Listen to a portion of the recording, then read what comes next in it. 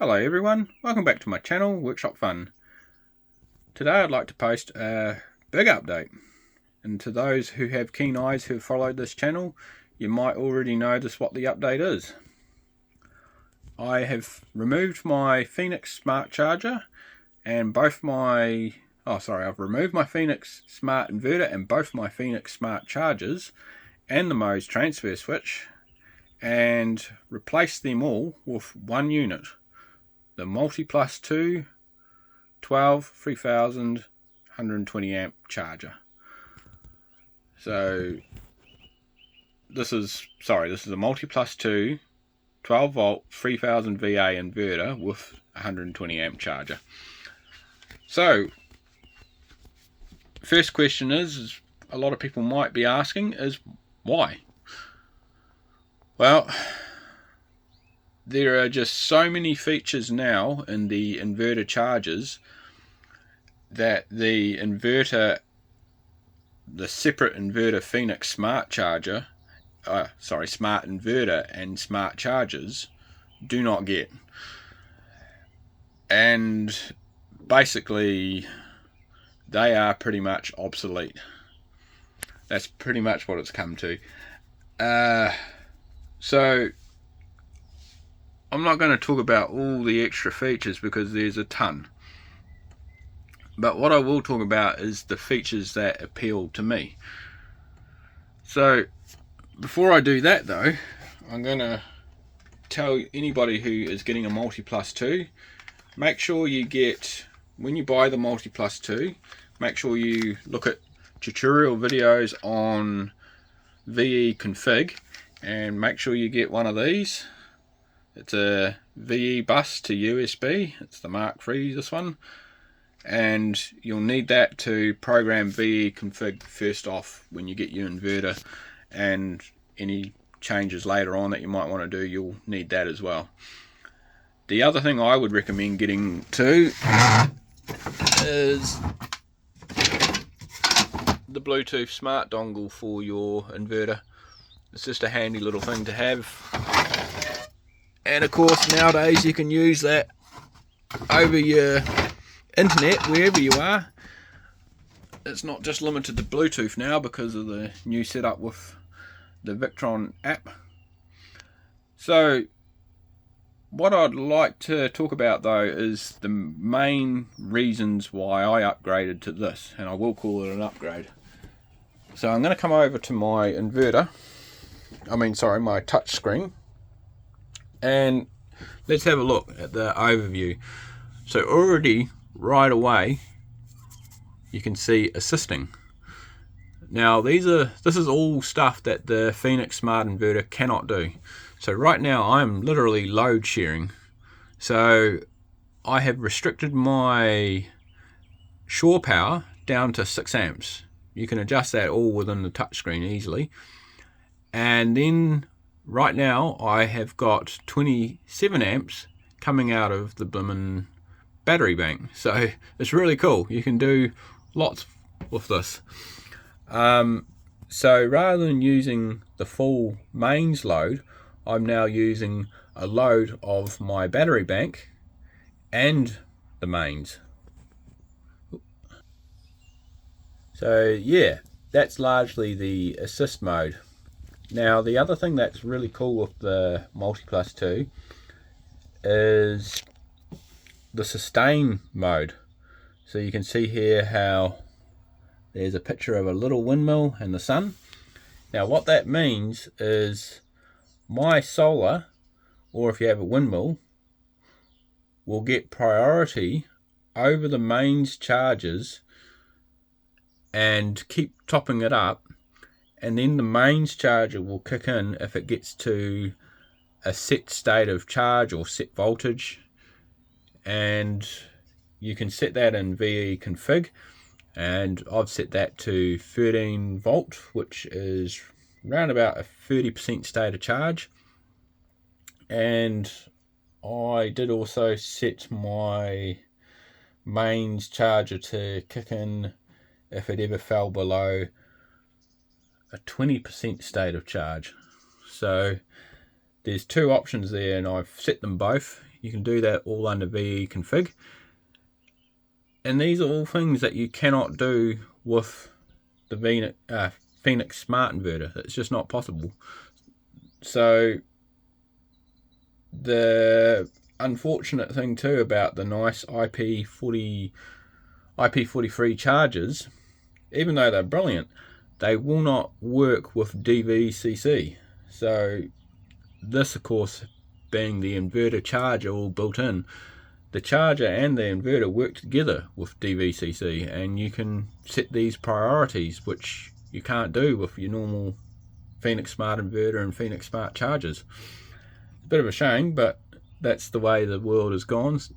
So yeah, for me over the winter time, I do have a lot of solar on my roof, but it is nice to also have the mains just topping me up a little bit. And if I ever wanted to go full off grid, I'd simply just have a generator, or maybe a windmill. You know, there's several options.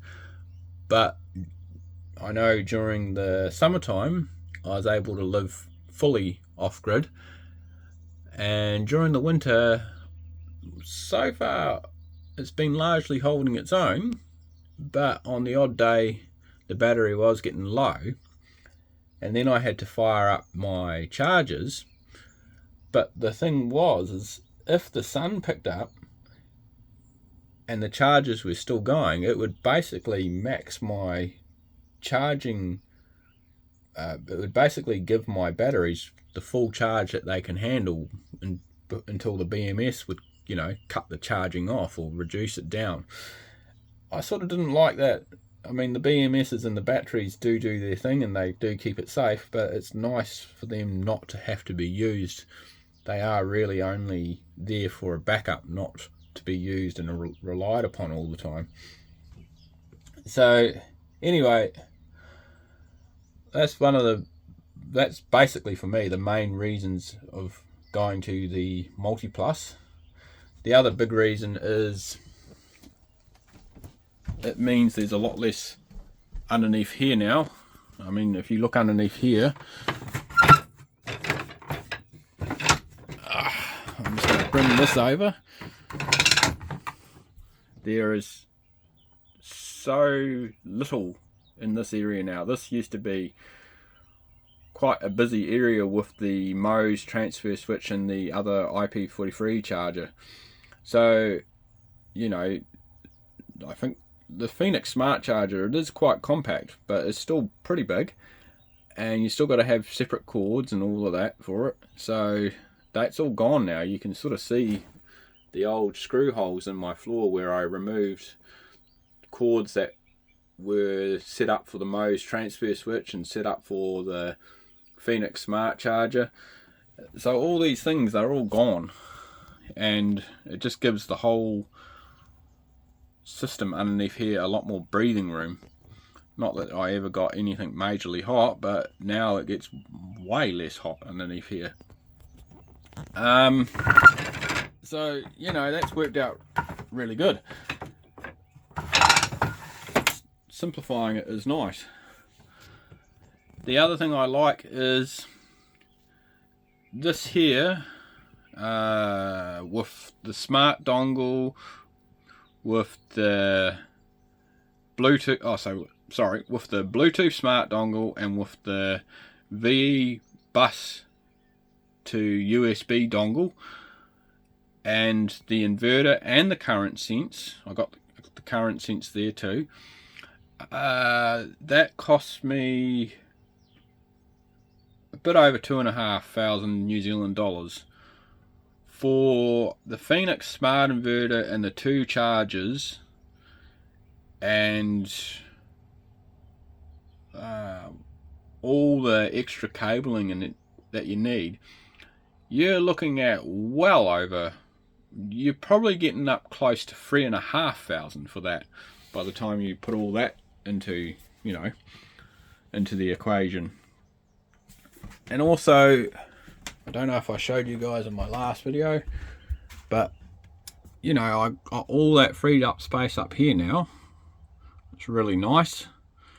So no big charger in here now. There's just a nice high output Anderson plug for 50 amps. Yeah, so everything's just a lot more spacious. And I don't know if any of you saw that, but I did change from the Touch 50 to the Touch 70 as well. It's way easier to use. So yeah, it's been a learning curve. Like when I started all of this, I didn't know much about the extra features that the Mutiplus had, which were some really incredible features, and didn't know how limited you were with just the inverter on its own and just the chargers on its own. I didn't know anything about the DVCC system or the sustain and power assist systems, so I dipped out on an awful lot. And yeah, for me, it kind of irked me. It was kind of a nuisance that I didn't know about that, so I decided basically just to pull the trigger and do this. So yeah, it's been a learning curve, but I now know for future that this is the way to go with things. So if I ever build a system for somebody else, this will be how I'll be doing it. Yeah, so what else has been happening in the caravan lately? There's only been really minor things. I'm still sticking with my custom ventilation fan up the top here, but I've changed that to this big 12 volt server fan. I'm just waiting for my speed control to work, because right now, my speed control for it to arrive, because right now it just goes flat out. But that's capable of moving 594 cubic feet of air per minute, so it can really shift some air out of here. Works well, but yeah, like I said, I'm waiting for the speed controller to work, because when she works flat out, she's quite noisy. You wouldn't want to be in here while it's alive. So what I will do though is I'll turn it on so you can see it working. So that's her working. It's pretty noisy, but boy, it does suck the air right out of here, so any hot air in here will just go right on out. I could have bought a proper roof fan hatch, but I kind of still do like doing some custom things, so this is just me having a bit of fun, and it's a lot cheaper. I bought this big fan off Ali for $100, or about 120, sorry, and I bought the speed controller for not much. And to go and get a decent roof fan is still round about $500, so yeah, it's definitely worth saving your money and having a bit of fun doing customization if you can. Well, that's about all for now. I'll post another update when I get the fan all up and running with its speed controller, and when I've had a bit more time to learn and study the Mutiplus 2. I don't know if I said it originally, but when you get a Mutiplus 2, go over do your research, find some good YouTube tutorials on the VE configure software, and make sure you know what you're doing with that first. There are some settings that are pretty critical to set up first. You can use them just out of the box, but it's better if you know sort of what settings to go to first. The main ones for me was setting my battery bank from the normal setting to lithium. It's very easy to do. And then setting the amp hours of my battery bank, and also turning on the sustain feature, and setting up my state of charge, low and reconnect settings, so low disconnect and reconnect settings. So those things they're pretty critical to set up. So make sure you do your research on VE config first. Okay then, that's about all for now. Thank you very much. Bye.